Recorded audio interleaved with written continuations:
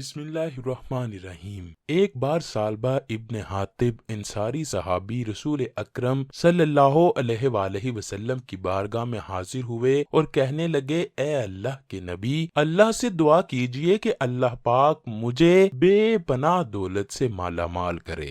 نبی کریم صلی اللہ علیہ وآلہ وسلم نے فرمایا، اے ثعلبہ، تیرا برا حال ہو جس کا تو خواہش مند ہے، دنیا کا تھوڑا مال بہتر ہے بنسبت اس کے جس کا شکر ادا نہ کر سکو۔ کافی دن گزرنے کے بعد ثعلبہ پھر نبی کریم کی بارگاہ میں حاضر ہوئے اور یہی عرض کی، اے اللہ کے نبی، اللہ سے دعا کیجئے اللہ پاک مجھے بے شمار مال و دولت سے نواز دے۔ نبی کریم صلی اللہ علیہ وآلہ وسلم نے فرمایا، کیا یہ بہتر نہیں ہے جو کچھ تیرے پاس ہے تو اللہ کا شکر ادا کرتا رہے؟ قسم ہے اس ذات کی جس کے قبضے میں میری جان ہے، اگر میں اپنے رب سے دعا کروں تو یہ پہاڑ میرے لیے سونا اور چاندی بن جائیں تو یہ اللہ کے حکم سے بن جائیں گے۔ مگر ثعلبہ نے عرض کی، قسم ہے اس ذات کی جس نے آپ صلی اللہ علیہ وآلہ وسلم کو حق کے ساتھ ظاہر فرمایا، آپ دعا کیجئے کہ اللہ مجھے مال و دولت عطا کرے تو میں یقیناً حقدار کا حق ادا کر دوں گا۔ حضرت محمد صلی اللہ علیہ وآلہ وسلم نے ثعلبہ کے لیے دعا فرمائی،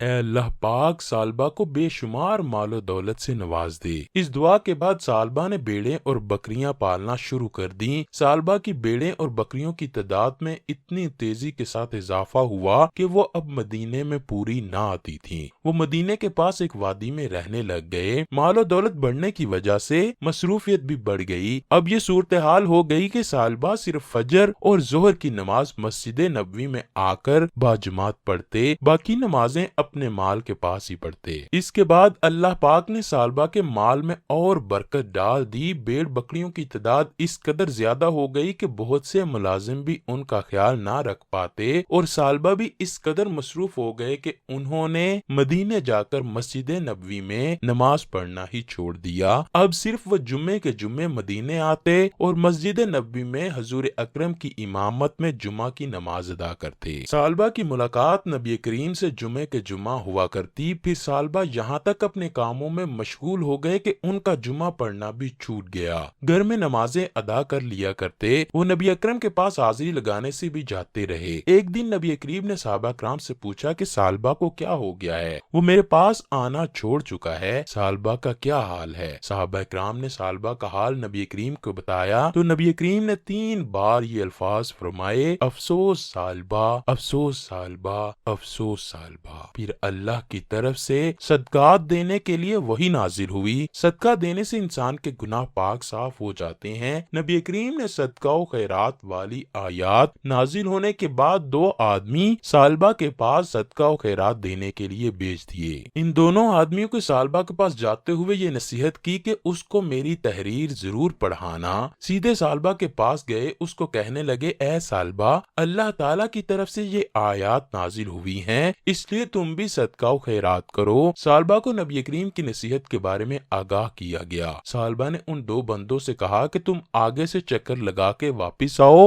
اور واپسی پر میرے پاس سے ہوتے جانا۔ یہ بات سن کر وہ دونوں آگے کو چل دیے۔ واپسی پر وہ ثعلبہ کے پاس آئے۔ ثعلبہ نے کہا کہ نبی کریم کی تحریر مجھے پڑھاؤ جو نبی کریم نے تجھے لکھ کر دی تھی، میں ایک بار اس کو پڑھ لوں۔ اس تحریر کو پڑھنے کے بعد ثعلبہ نے ان 2 آدمیوں سے کہا کہ صدقہ تو جزیہ کی ہی ایک قسم ہے، صدقہ تو بالکل ایسے ہے جیسے ہم اپنے مفتوحہ علاقے میں غیر مسلموں سے جزیہ طلب کرتے ہیں، یہ تو بالکل ٹیکس کی ایک قسم ہے، تم جا سکتے ہو، مجھے اس کے متعلق رائے قائم کرنے کا وقت دو۔ یہ دونوں ثعلبہ سے سیدھے نبی کریم کے پاس تشریف لائے اور نبی اکرم صلی اللہ علیہ وآلہ وسلم نے ان کے چہرے دیکھتے ہی وہ کلمات فرماتے ہوئے کہا، افسوس ثعلبہ۔ اس کے بعد دونوں نے نبی کریم کو ثعلبہ کے بارے سب کچھ بتایا۔ اس پر اللہ کی طرف سے سورہ توبہ کی آیت نمبر 75 تا 78 نازل ہوئی، اور بعض ان میں سے وہ ہیں جنہوں نے اللہ سے عہد کیا تھا کہ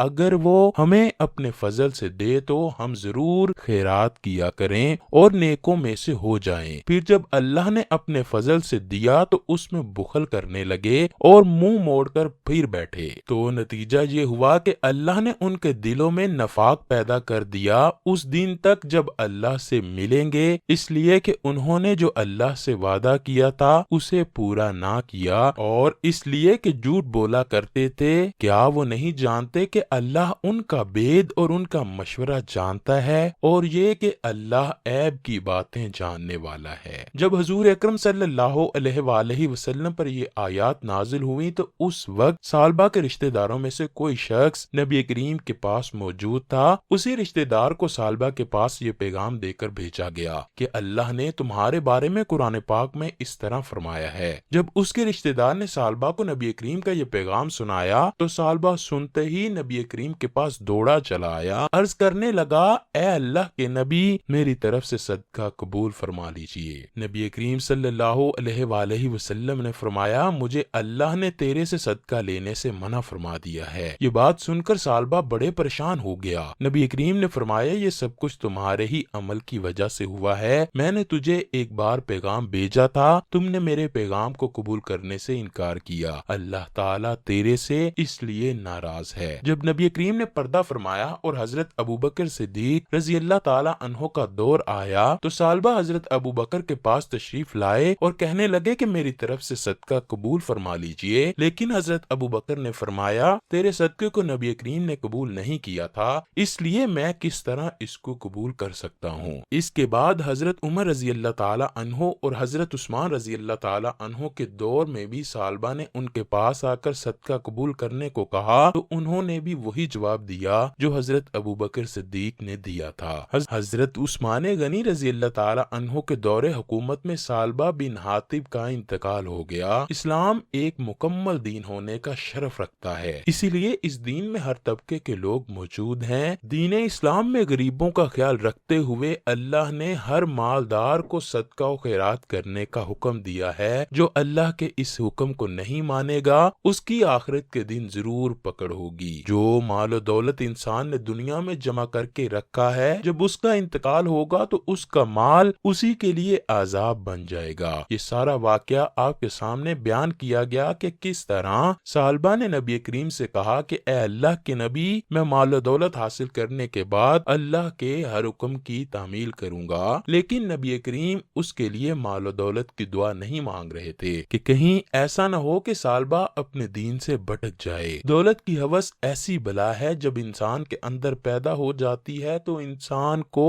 اللہ کی یاد سے غافل کر کے رکھ دیتی ہے۔ ہمیں چاہیے کہ جب اللہ ہمیں دولت سے مالا مال کرے تو ہمیں غریبوں کا خیال رکھنا چاہیے، انہیں زکوٰۃ، خیرات اور صدقات دیتے رہنا چاہیے۔ اگر ہم غریبوں کا خیال رکھیں گے تو یہی دولت ہمارے لیے گناہوں سے اور جہنم سے نجات کا باعث بن جائے گی۔ اللہ سے دعا ہے کہ وہ ہمیں ہمیشہ اپنی پناہ میں رکھے۔ آمین ثم آمین۔